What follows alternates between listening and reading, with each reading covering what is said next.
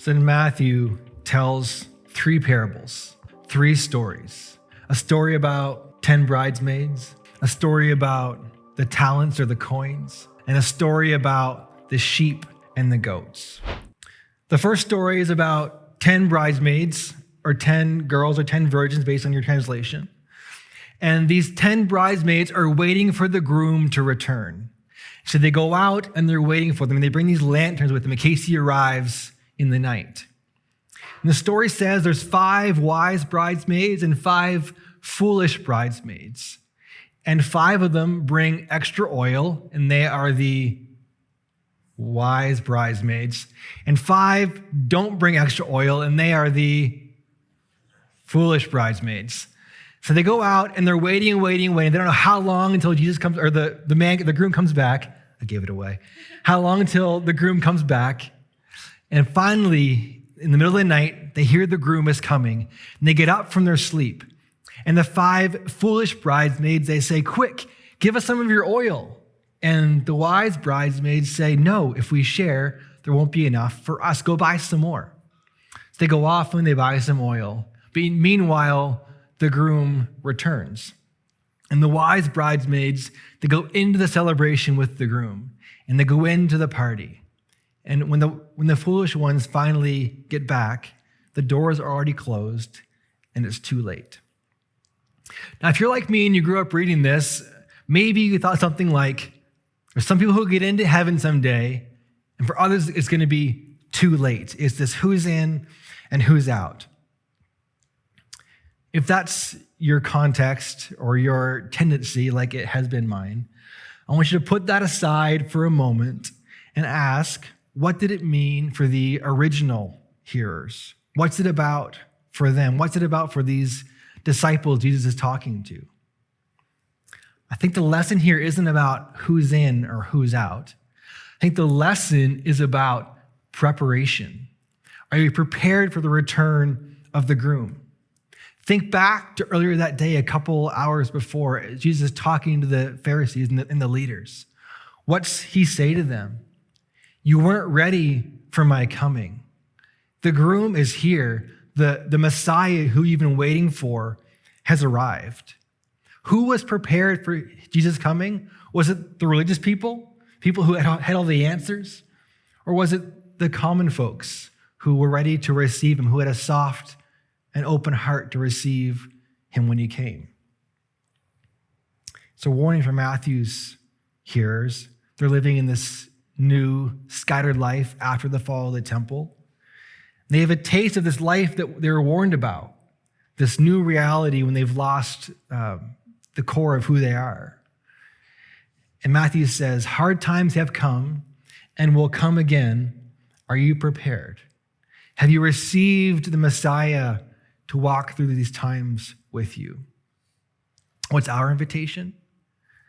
I think I would ask, are we going to be like the Pharisees who are closed off to receiving the groom when he comes? Or are we open and ready and prepared to receive the salvation of Jesus into our life when he shows up? As we're going through hard times, don't we want to go through them with the groom, with Jesus?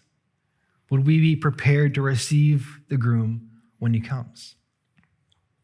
It's not about preparing for some final event that's going to happen someday, but being prepared to receive the one who wants to walk through each event with us. It tells a story about a man, and this man has these 3 servants, and he gives them all these coins as he goes away. They're called talents in the story. And a talent is a denomination, like a quarter or a nickel, but a talent is worth 16 years' wages. It's an exorbitant amount of money. So going on this trip, and he gives the first servant he leaves behind, he gives him 5 talents. Say, here, take this. He gives the second man 2 talents. And he gives the third man 1 talent, and he goes away for a long period of time. We don't know how long, but it's quite a while. Finally, the man comes back, and the servants have to give an account of what they've done. And then the first servant says, Master, sir, I've taken your 5 coins, and I've made 5 more coins. I have 10 coins now, 10 talents. And the master says, good job. You're a faithful servant. You've been faithful with a little. I'm going to give you a lot. My son, he's 2.5. He's obsessed with a lot. All he wants is lot. Daddy, I want lot. I want lot. And the master says, I'm going to give you lot. I'm going to give you lot.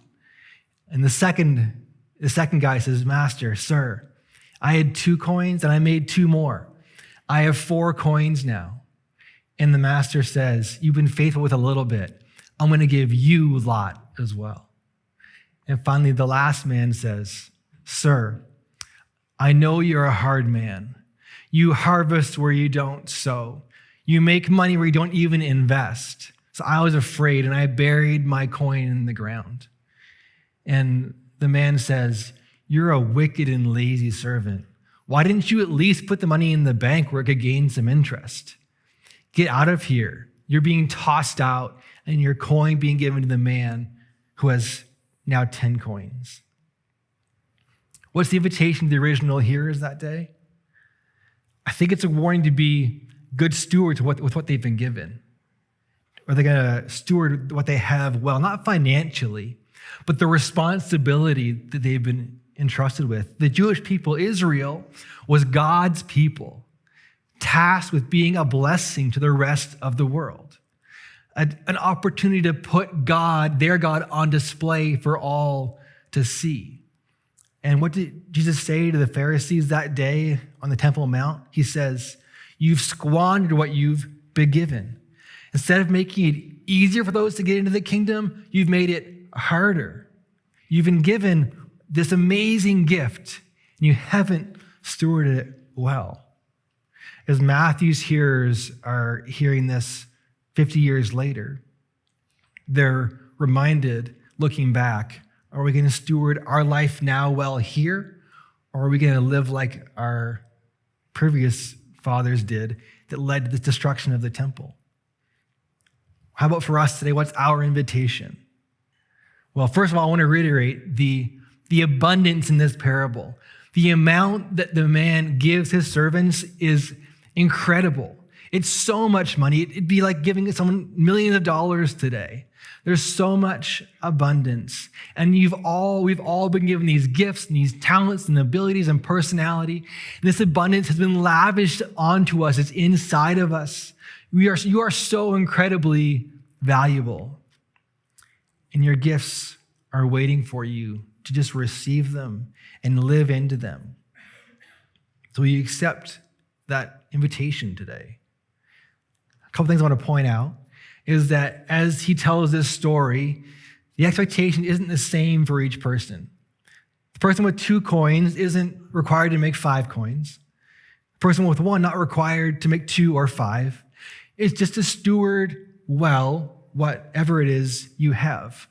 And actually, the bar is set pretty low for the last guy.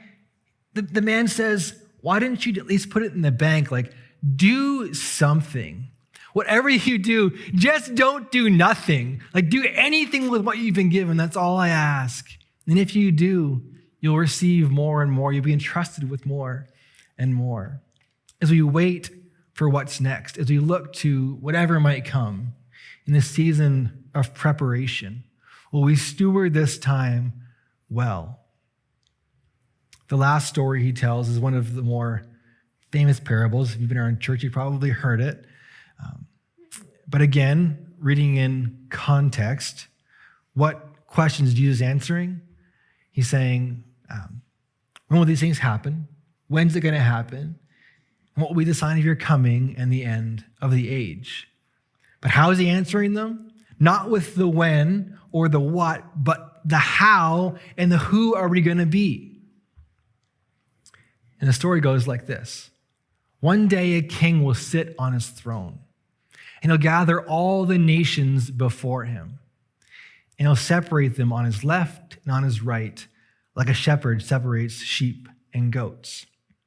To those on his right, he'll say, good job. You're welcomed into my kingdom and your inheritance. For when I was hungry, you gave me food. When I was thirsty, you gave me a drink. When I was a stranger, you welcomed me in. When I was sick, you tended to me. When I was in prison, you visited me. And those in his right will say, when did we do these things for you? When did this happen? And the king says, whenever you did it for the least of my brothers and sisters, you did it for me. And he looks at those on his left and he says, be gone from me into the fire. For when I was hungry, you didn't feed me. When I was thirsty, I had nothing to drink. When I was sick, you didn't take care of me. When I was a stranger, you didn't welcome me in. When I was in prison, you didn't visit me. And they're like, when didn't we do these things? Like, if we had known, we would have, obviously. And he says, whenever you didn't do it for the least of these, you didn't do it for me. Again, the story isn't necessarily about like who's in or who's out or passing some test or living to a perfect standard. I think it's actually the exact opposite of that. You think about the religious leaders of the day, the Pharisees, they lived to the perfect standard in their mind. Remember what Kyle read for us? He said, you give God 1/10 of your mint and dill and cumin, these tiny spices. Like they weigh out 1/10 of each thing. They're so perfect in these little elements of following the law. But you forget the important things like justice and peace and faith. The people listening to Jesus earlier that day would have been as surprised as the sheep and the goat. Do you mean the ones who are supposed to have all the answers, the ones who know all the rules and the laws, they're not living the right way? And the sheep and goats are just as surprised. You can follow all the rules technically, but if your heart isn't in the right place, it doesn't matter. Because in the story, both groups are surprised. The Pharisees, or the goats who think they're living well, are surprised to find out they've been living poorly. And the sheep who have been living properly don't even realize it. They're unaware they've been doing the right things because it's just who they are. They've been formed and shaped and prepared in a way that's a natural expression of how they are. It's how they live it out. The invitation for the people isn't to perform, but to be formed. To be formed into a kind of person that naturally does these things. What's the biggest criticism of the Pharisees of that day? So they were hypocrites. We tend to think of hypocrites as being like someone who says one thing and does another thing. But literally the word hypocrite means the word like actor or someone who wears a mask. The Pharisees knew how to perform, but they had no formation. They could pretend to do the right things, but they weren't shaped in a way that it was a natural part of who they were. They knew how to act the part, put on a performance, but they had no formation at all. For Matthew's hearers, a few years later, they've seen this suffering, they've seen what's happening, and they're asked, are we taking care of our brothers and sisters in the midst of this? How about for us today, a couple thousand years later? I think for us, a prayer is a good start, maybe. Saying, God, would you form me? Would you shape me so that when I act in ways that looks like how you'd hope, taking care of those around me, that I don't even realize I'm doing a good job. I'm just living out how I've been made, how you've been molding me and creating me, that I would no longer need to perform, but I would be formed because of how you've been influencing me and helping me and growing me and chiseling at me. Listen, the world around us is freaking out. When we're worried about the asteroid coming or the end of the age or what's next or whatever is trying to be predicted through all the crystal balls out there, when you're reading the things on social media or in the newspaper and wondering what's going to happen, our invitation is to move away from the what or the when, but begin to ask ourselves, what about the how? How are we going to go through these things? And who are we going to be in the middle of these hard times?